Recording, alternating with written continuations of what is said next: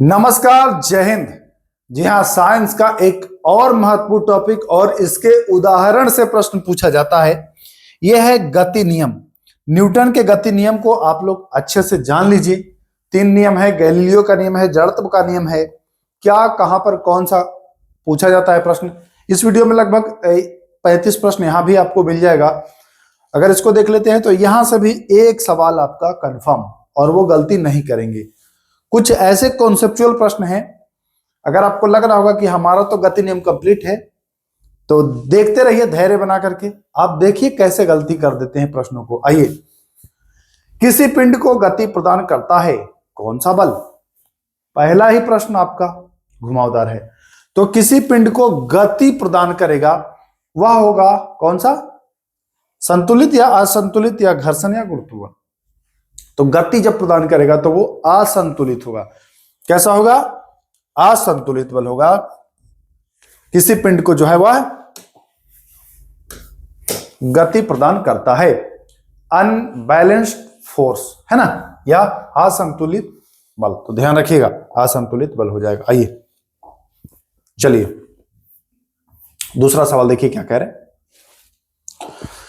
जब कोई वस्तु, देखिए एकदम लाइन बाय लाइन पूछ देगा उठा करके, क्योंकि मैं एनसीईआरटी से लाइन बाय लाइन खींचा हूं और यही खींच के पूछ देता है दरोगा में, तो नोट कर लीजिएगा। कोई वस्तु, अच्छा मैं हर वीडियो में आप लोग का इतना दिमाग क्यों चाटता हूं, बताएं क्यों। क्योंकि बिहार दरोगा ना लाइन उठा लेता है एनसीईआरटी का, और आप लोग बस ऐसे रटने वाले हैं। उस लाइन को पकड़िए। जैसे इस प्रश्न को देखिए, कोई वस्तु समान वेग से तभी तक गतिशील रह सकती है जब। अब इस प्रश्न को आप कहां पढ़ेंगे, ये लाइन डायरेक्ट उठा के कॉपी पेस्ट कंट्रोल सी और कंट्रोल वी ऐसे करता है। तो इसको तभी आप कर पाएंगे जब आप पढ़ेंगे एनसीईआरटी अच्छे से। बने रहिए, कोई दिक्कत नहीं होगी। आइए, कोई वस्तु समान वेग से तभी तक गतिशील रह सकती है जब तक उस पर कोई बल न लगे, उस पर असंतुलित बल न लगे, घर्षण बल संतुलित हो, उसका द्रव्यमान शून्य हो। देखिए समान वेग कह रहा है कि मतलब एक समान वेग से तभी तक वो चलेगी तब जब तक घर्षण बल संतुलित हो। घर्षण बल जैसे असंतुलित हुआ बस उसका वेग भी परिवर्तन हो जाएगा, है ना। घर्षण बल संतुलित है, बैलेंस है, तो वही चल रहे हो तो चल रहे हो। अगर घर्षण बल गड़बड़ाया ज्यादा या कम तो वेग भी ज्यादा या कम। सिंपल सी बात है, जानते ही हैं आप, है ना। तो कोई वस्तु समान वेग से तभी तक चल सकती है जब तक घर्षण बल संतुलित हो। क्लियर है, ये लाइन बाय लाइन आपको मैं उठाया हूं क्वेश्चन। आइए, गैलीलियो का जन्म 15 फरवरी 64 में, तो ये कर लेंगे। गैलीलियो का जन्म कहां में, तो पिसा इटली में। ये पुस्तक है गैलीलियो की, तो हो सकता है पूछे पुस्तक के संबंध पर। द लिटिल बैलेंस किसकी बुक है, द लिटिल बैलेंस किसकी है, तो ये भी गैलीलियो की है, सी हो जाएगा आंसर। गैलीलियो के बारे में जान लीजिए, इंपॉर्टेंट प्रश्न बनेगा गैलीलियो से, तो ध्यान रखना है। गैलीलियो के 15 फरवरी 1564 इटली के पिसा में, है ना, द लिटिल बैलेंस पुस्तक है। पर देखिए ये प्रश्न भी ये कभी कभी फंसा देता है। इस प्रश्न को इसलिए लाया हूं। प्रथम लोलक घड़ी, पेंडुलम क्लॉक, लोलक घड़ी देखे है ना, लोलक वाला पेंडुलम वाला, उसकी संरचना किसने दी थी, तो कहीं कहीं आपको दे देगा ह्यूजेंस नाम, ध्यान रखिएगा। लेकिन पहली जो संरचना दिया था इन्होंने गैलीलियो नहीं दिया था, तो ध्यान रखिएगा गैलीलियो होगा ही राइट आंसर। एनसीईआरटी के माध्यम से गैलीलियो होता है। चलिए, किसने बृहस्पति के चारों ओर घूमने वाले उपग्रहों को देखा। बृहस्पति के बाहरी ओर जो ग्रह थे उनको देखा था, इनके पास गैलीलियो ये था ना स्कोप, गैलीलियो गैलीलेई यही है जो टेलीस्कोप बनाए थे, तो ये गैलीलियो ने ही देखा था, तो ध्यान रखिएगा। पुस्तक द लिटिल बैलेंस और फिर लेटर्स ऑन द सनस्पॉट, ये भी गैलीलियो का ही है, तो ये भी ध्यान रखना है। Sunspot, letters on the sunspot और लिटिल बैलेंस दोनों। चलिए, न्यूटन का कौन सा नियम बताता है कि वस्तु, अच्छा ये न्यूटन कह रहे हैं, न्यूटन का कौन सा नियम बताता है कि वस्तु, कुछ पूछने वाले थे लेकिन भूल गए, अपनी वस्तु विराम अवस्था बनाए रखती है। कौन सा नियम कहता है, तो देखिए न्यूटन का पहला नियम कहता है जड़त्व का नियम। जड़त्व का मतलब कि जो जहां जड़ गया वहीं जड़ गया, मतलब जो रुक गया रुका ही रहेगा, जो चल दिया वो चलता ही रहेगा जब तक उस पर बाहरी बल ना लगेगा। यही कह रहा है। न्यूटन का कौन सा नियम बताता है कि वस्तु अपनी अवस्था बनाए रखती है? जैसे चल दिया तो चल ही रहा है, अब जब तक उसको कोई रोकेगा नहीं, और रुका है तो रुका ही रहेगा जब तक उसको कोई चलाएगा नहीं। ये पहला नियम होता है, ध्यान रखिएगा। ये पूछता है न्यूटन के किस गति नियम को जड़त्व का कहते हैं? तो जड़त्व यानी कि जड़ गया है, पहला नियम है। वहीं जड़ गया, एकदम जम गया, ये समझ लीजिए। चल रहा है तो चल ही रहा है, रुक गया तो रुक, तो पहला नियम होगा फर्स्ट। आइए ये ध्यान रखिएगा, देखिए ये समझने वाली बात है। बस के चालक, अच्छा बस में बैठे हैं, बस चलेगा तो आगे झुकेंगे कि पीछे झुकेंगे? मान के चलिए बस ऐसे है, ठीक, और बस में आप ऐसे बैठे हैं, बस तो चल दिया, लेकिन आप जड़त्व के अनुसार आप तो वहीं रुकना पसंद करेंगे। तो बस चलेगा तो आप वहीं रुकेंगे, यानी कि आप पीछे हो जाएंगे। तो जब बस चल देती है तो आदमी पीछे हो जाता है। यही पूछ रहा है, बस के अचानक चलने पर व्यक्ति का पीछे झुकना किसका उदाहरण है? व्यक्ति भाई जड़त्व का परिभाषा था, हिलना नहीं चाह रहा था, लेकिन बस चल दिया, आदमी यहीं रह गया। जैसे उदाहरण के रूप में मैं ये बताऊं, ये हाथ हमारा बस है और ये आदमी है, ये ऐसे बैठ गया, तो ये तो बैठा ही रहना चाहेगा, लेकिन बस आगे चला गया तो ये पीछे नहीं आ जाएगा? आ जाएगा ना। तो ये जड़त्व का नियम है। एक प्रश्न पूछता है कि बस चल रहा है, आदमी खड़ा है, बस रुक गया लेकिन आदमी आगे गिर जाता है, क्यों? क्योंकि बस के साथ आदमी भी गति में है। बस को तो ड्राइवर रोक दिया, लेकिन आदमी को तो कोई नहीं रोका, ये ऐसे झुक जाता है। चलते बस में झुक जाएगा आगे, रुके हुए बस में पीछे। तो दोनों ध्यान रखना, पूछता है कभी कभी। दोनों का होगा गति का जड़त्व, सॉरी गति का नहीं। जब बस रुका हो तो विराम, रुका है ना भाई, तो बस के अचानक चलने पर, यानी कि बस पहले से रुका था तो रुका है, तो ये विराम का जड़त्व होगा, ध्यान रखिएगा। Inertia of rest. और चल देगा मतलब चलती हुई बस रुकेगी तो गति का, क्योंकि चल रही थी बस, गति में थी, अब रुकी है, ध्यान रखिएगा, ये इंपॉर्टेंट है, पूछता है। चलिए देखिए, चलती बस, बस चल रहा है अब रुक गया, चल रहा है यानी कि गति में था, तो ये गति का जड़त्व होगा, इनर्शिया ऑफ मोशन, ध्यान रखिएगा। आइए, वस्तु का जड़त्व मापा जाता है, तो वस्तु का जड़त्व उसके मास से, द्रव्यमान से मापा जाता है। ये प्रश्न को देखिए आगे कैसे पूछा जाएगा, इस प्रश्न को मैं लाऊंगा आगे कैसे पूछा जाएगा। अभी जान लीजिए, वस्तु जड़त्व मापा जाता है द्रव्यमान से। देखिए ये प्रश्न देखिए पूछ रहा है, क्या है? वह गुण जो अवस्था परिवर्तन का विरोध करता है।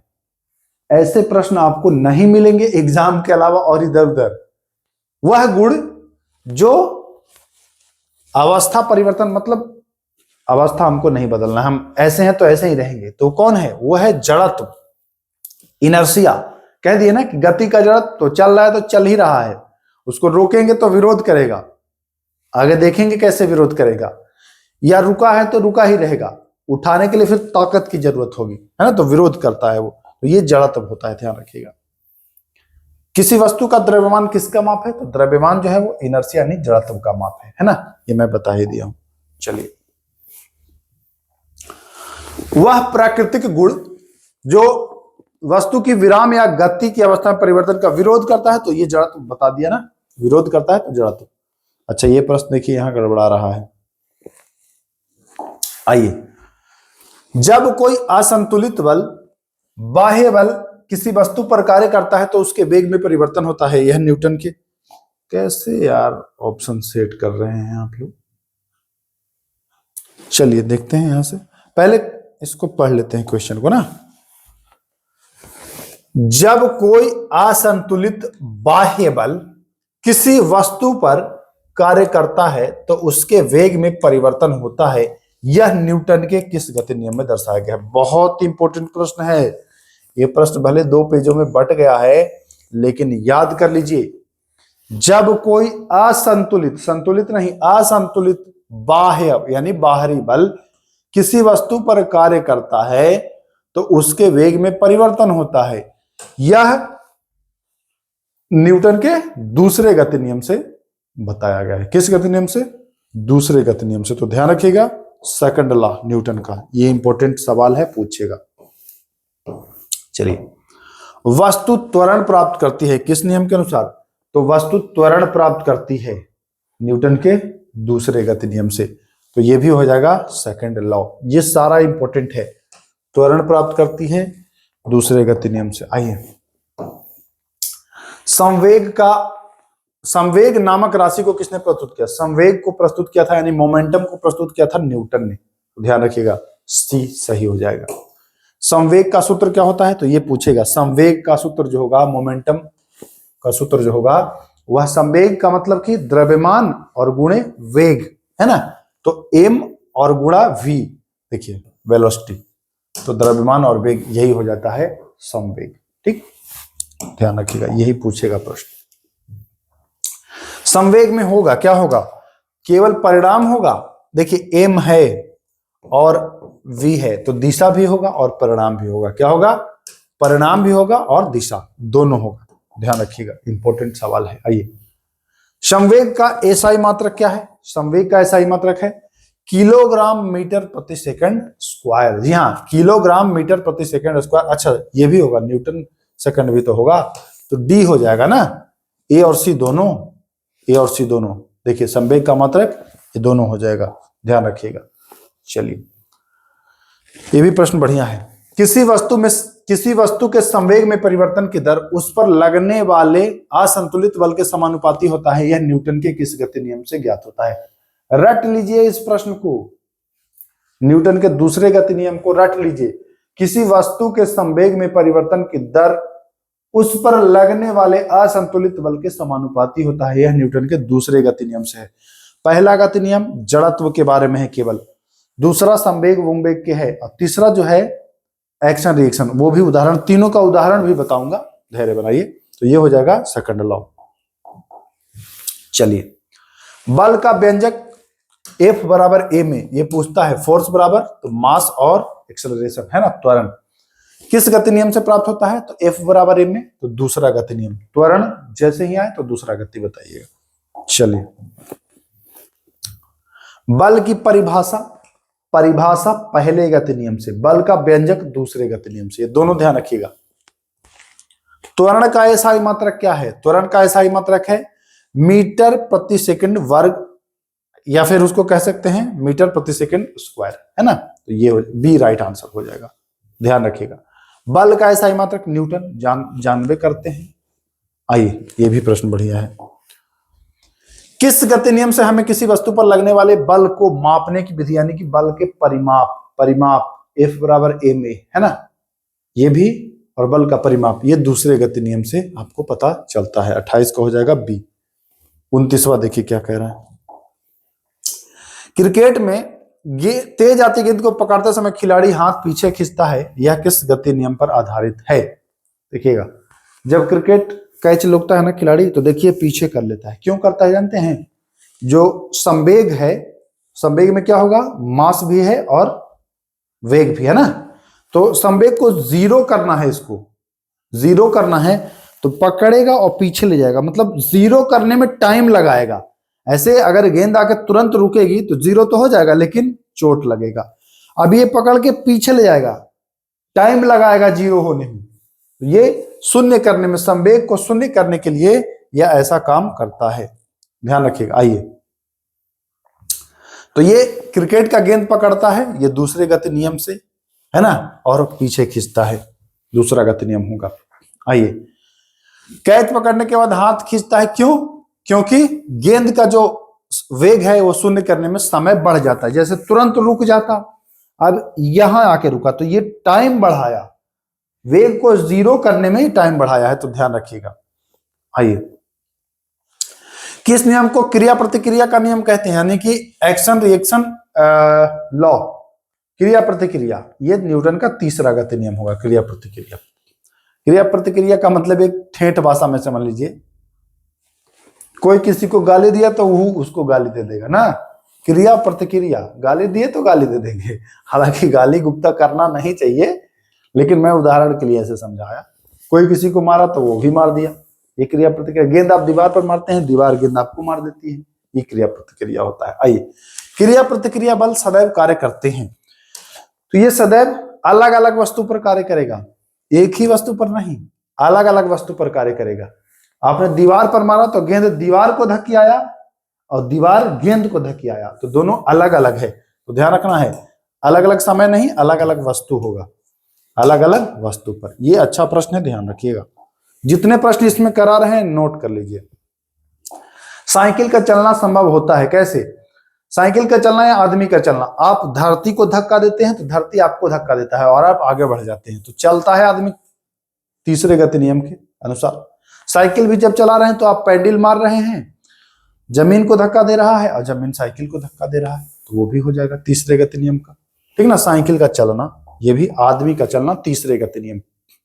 देखिएगा, बंदूक चलाएं, आप लोग तो नहीं चलाए होंगे, कुछ चलाए भी होंगे लोग जो जॉब में होंगे, वो चलाए होंगे, पुलिस वगैरह में होंगे।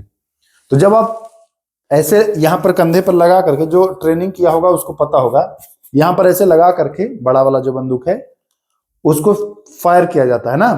तो जब आप फायर करेंगे तो ये ऐसे झटका देगा, तो ये भी क्रिया प्रतिक्रिया का उदाहरण है। गोली पीछे धकियाती है और बंदूक उसको आगे धकियाता है, तो ये होता है क्रिया प्रतिक्रिया। ये भी तीसरा गति नियम का ही उदाहरण है। लेकिन देखिएगा, बंदूक वाला एक और प्रश्न पूछेगा, अच्छा पक्षी का उड़ना, पक्षी उड़ रहा है, वो नीचे हवा को दबा रहा है, हवा ऊपर उसको दबा रहा है, तो पक्षी भी तीसरे गति नियम। रॉकेट का उड़ना, रॉकेट में देखिएगा नीचे आग फेंकते रहेगा, आग नीचे धक्का दे रहा है और नीचे से उसको प्रेशर दे रहा है आग, है ना, रॉकेट को। तो रॉकेट या पक्षी उड़ना, देखिए रॉकेट का उड़ना या पक्षी उड़ना तीसरे गति नियम का उदाहरण है। लेकिन ये सवाल आपको फंसा देगा, इसमें तो बच्चे, अच्छा गोली वाला तो तीसरा, सीधा यही भाई, इतने पढ़ता है बच्चा लोग, मैं देखा हूं, गोली तीसरा और कुछ नहीं पढ़ेगा, गोली मतलब तीसरा ना। अरे लाला पूछ क्या रहे हैं, यहाँ क्रिश का गाना नहीं सुनना है, ठीक ना, क्रिश का गाना नहीं सुनना है। गोली लगने पर गहरा घाव होना पूछ रहा है, ध्यान दीजिएगा, गोली लगने पर पीछे की ओर धक्का नहीं पूछ रहा है, गोली और तीसरा से नहीं काम चलेगा।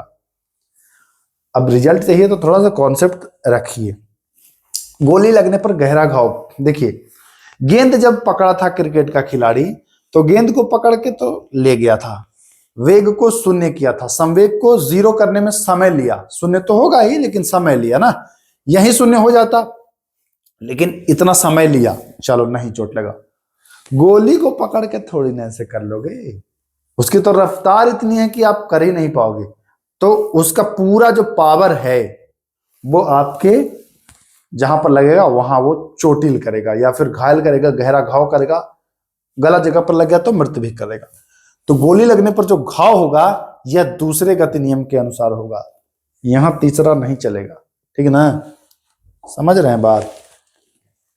चलिए, नाव से कूदने पर नाव पीछे जाता है, तो नाव से अब ऐसे कूदिए तो पैर से नाव को भी तो आप पीछे धक्का दे रहे हैं, तो ये भी तीसरा गति नियम का उदाहरण है। जहां दो धक्का वाला आया, तीसरा समझ लेना भाई। लास्ट है क्या? चलिए, हो गया ना 38 प्रश्न। अब किसी को लग रहा होगा कि कुछ प्रश्न छूटा, तो डोंट वैरी, चिंता मत करिए, एनसीईआरटी कंप्लीट हो जाएगा तो इसके अलावा भी 200-300-400 प्रश्न और करा दूंगा साइंस का। जो भी लग रहा होगा कि छूट गया, एनसीईआरटी में नई चीज वो दिया हुआ था, वो सब करा दूंगा, परेशान बिल्कुल भी मत होइए, हम हैं तो क्या गम है, ठीक ना। बने रहिए, बाकी अच्छे से मेहनत करते रहिए, अब की बार बाकी आगे आप खुद ही बोल देंगे, है ना। तो चलिए फिर मिलते हैं, तब तक के लिए नमस्कार, जय हिंद।